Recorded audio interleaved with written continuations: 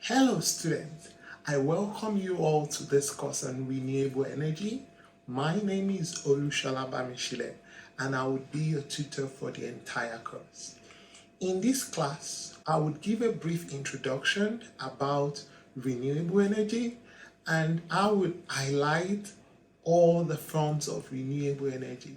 The exploitation of solar energy for engineering purposes will be briefly discussed as this is an introductory class. From my teaching experience, one of the questions I get from students when they are being introduced to renewable energy for the first time is this: why renewable energy?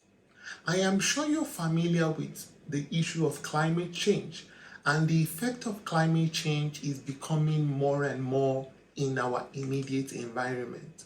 Drought, flooding, and wildfire or bushfire are all examples.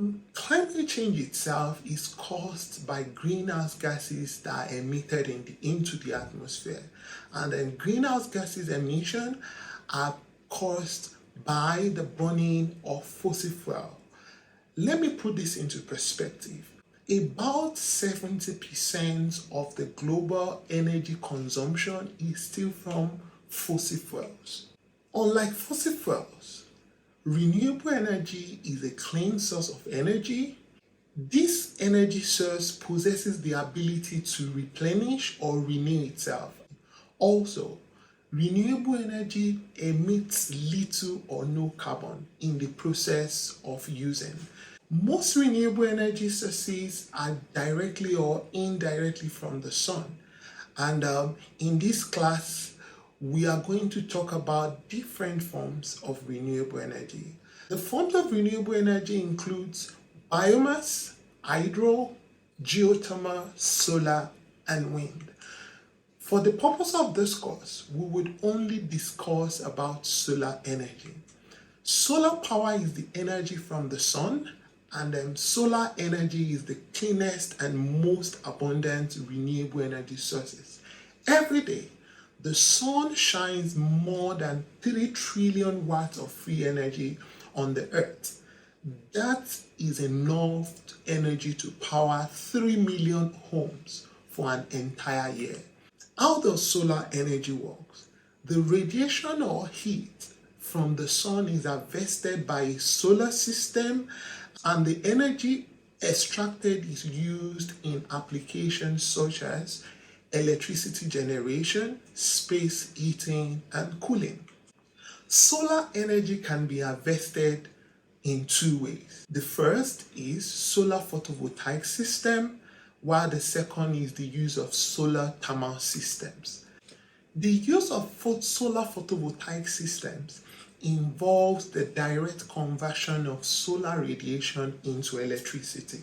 The solar rays contain photons, which is emitted on the PV modules. When these photons hit the modules, it makes the electrons within the modules move and electricity is generated.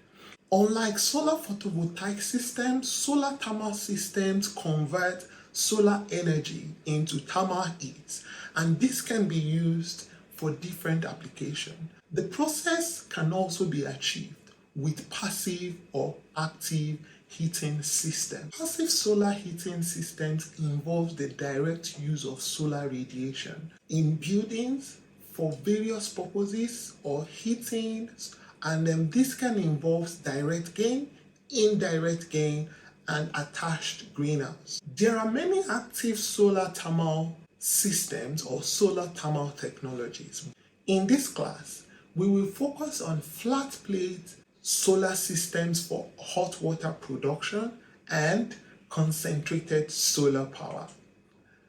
In flat plate solar collector system for hot water, water is passed directly through the collector tubes, and solar radiation is absorbed by the tube, and this is used to increase the temperature of the hot water as shown in this diagram. CSP systems generate solar power by using mirrors or lenses. to concentrate a large area of sunlight into a small area.